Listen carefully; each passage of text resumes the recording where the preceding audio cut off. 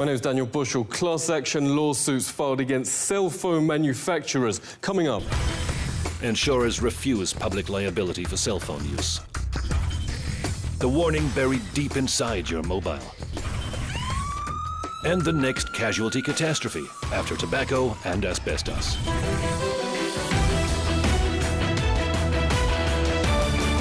I would hold my cell phone here, and the tumor was right there. I always held it on my right side, right here.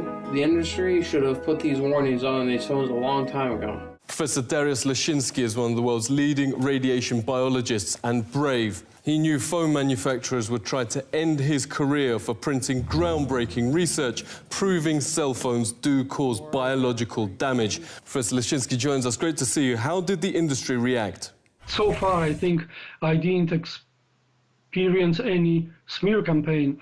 But in my case, it was just that the industry used the influence to prevent funding of my research projects. Studies like Professor Leszczynski's now allow top neurosurgeons to issue a stark cell phone warning. It's essentially cooking the brain. Ellie Marks' husband, Alan, suffered serious memory loss after years of using a mobile. At 2 a.m. one night, he had a massive seizure. Surgeons found a tumour the size of a golf ball right where he held the phone. Ellie, thank you so much for joining us. Why are you and so many others suing the industry? There's many, many, many others that are already deceased from this, that are dying from this, younger than my husband. There's some, some as young as 28 who are deceased, and their neurosurgeons actually told them that it was probably their cell phone use. We had about 20 cities and states that wanted to legislate as San Francisco had, and they were all threatened with lawsuits by this industry. This is a photo of Brett Bocook's brain. The top quarter responsible for body balance has had to be removed after surgeons found this vast tumour right where he held the phone. A US national rowing champion, now he can barely move. Brett, great to speak to you. Tell us about the class action lawsuit against the phone industry. The only way you can really educate the public against big business is through lawsuits. That wasn't until the district attorneys in the United States sued and got involved and sued the cigarette industry that there was they had to pay millions and millions, hundreds of millions of dollars for public education as to the dangers of smoking. That's what's going to happen with cell phones. It's just unequivocal, categorical that these things cause cancer. And it's also, they don't want you to know that. This is on the same trajectory as smoking, because if you look at smoking in the 60s, they had doctors coming on TV and on print saying, hey, smoke Marlboro or smoke this brand because it's good for your cough. And see how well Camels agree with your throat. A Winston, America's best-selling, best-tasting filter cigarette. More dangerous for children because their skulls are a lot thinner. At least you can't buy cigarettes unless you're 18, but you can go, a 5-year-old could go and buy a phone. Phone manufacturers' young children are targeted. There are now working cell phones even for babies.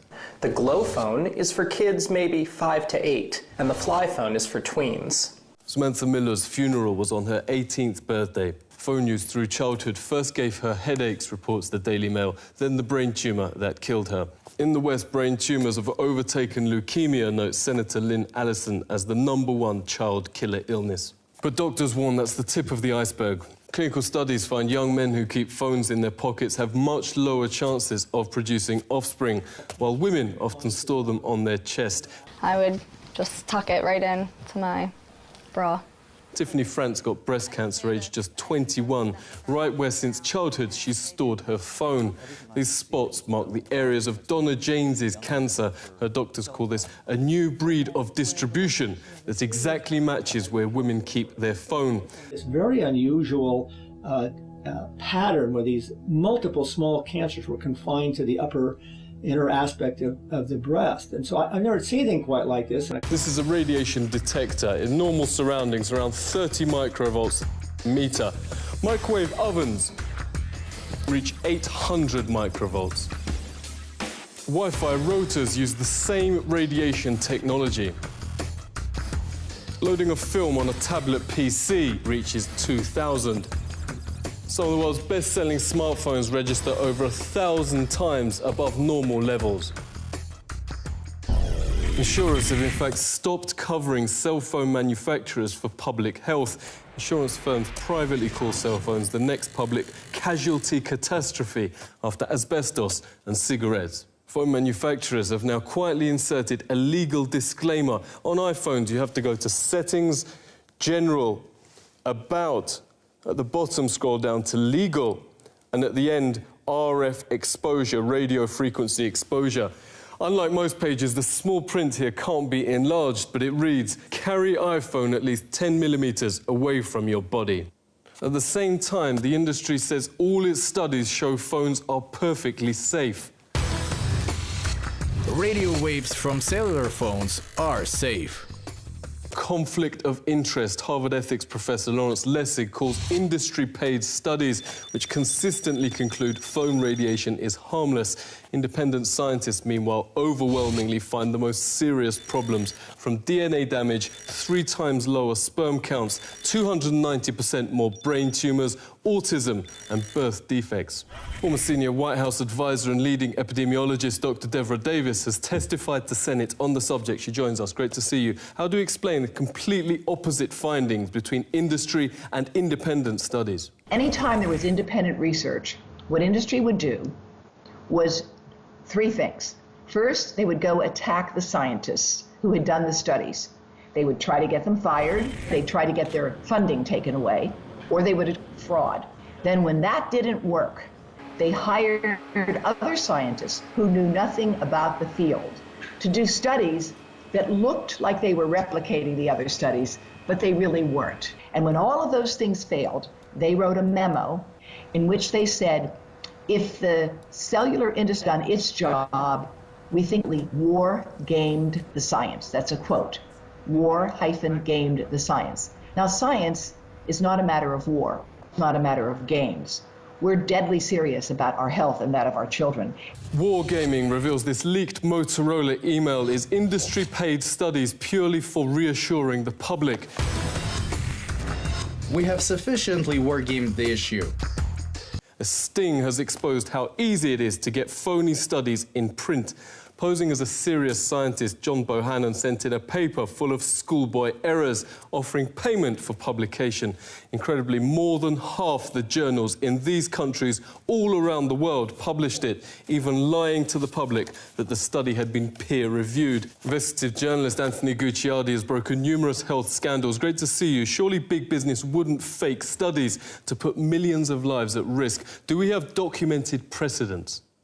This is exactly like Eli Lilly, which in the 1980s knew that Prozac was leading to suicides and aggressive behavior, the exact opposite effect of what they wanted. They knew that in the 1980s after they conducted the research. They hid the research, and it wasn't exposed until 2005 from the BBC. But then they would have their corporate interests do studies and talk about how great it was. Now, of course, they're required to admit, yeah, the antidepressants do cause suicide, aggressive behavior. Pretty much every shooter is on them. When these cell phone companies are forced to admit, yeah, the cell phone radiation does cause brain tumors, you know, it does do all this, and they're already saying this in their manuals. So it's already coming out, but once the public is aware of this fact, it will be even worse. Depressants. It will be even worse than tobacco. We invited the powerful industry lobby CTIA to discuss the issues raised in this report. They sent this one-line refusal. Thank you for contacting us, but we will not be able to do this interview. The industry's most respected journalist is Dr. Louis Slessin, editor of Microwave News since 1981. Louis, great to speak to you. There seems to be a parallel universe, what the industry says and everyone else. The whole system is broken. People are not being told the truth. It's crazy. You know, it's easy to say we made a mistake on tobacco after we know that tobacco is killer. The point is to take action. Actions being taken outside the US. France is moving schools back from Wi-Fi to cabled internet. Countries from Germany to Israel and Finland are moving to stop cell phone sales to kids. But Obama just made industry chief lobbyist Thomas Wheeler head of the regulator itself, the FCC. A former administration official calls it another astonishing conflict of interest. So doctors who want parents at least informed of cell phone dangers to their kids say they aren't holding their breath. Seek truth from facts. This is The Truth Seeker.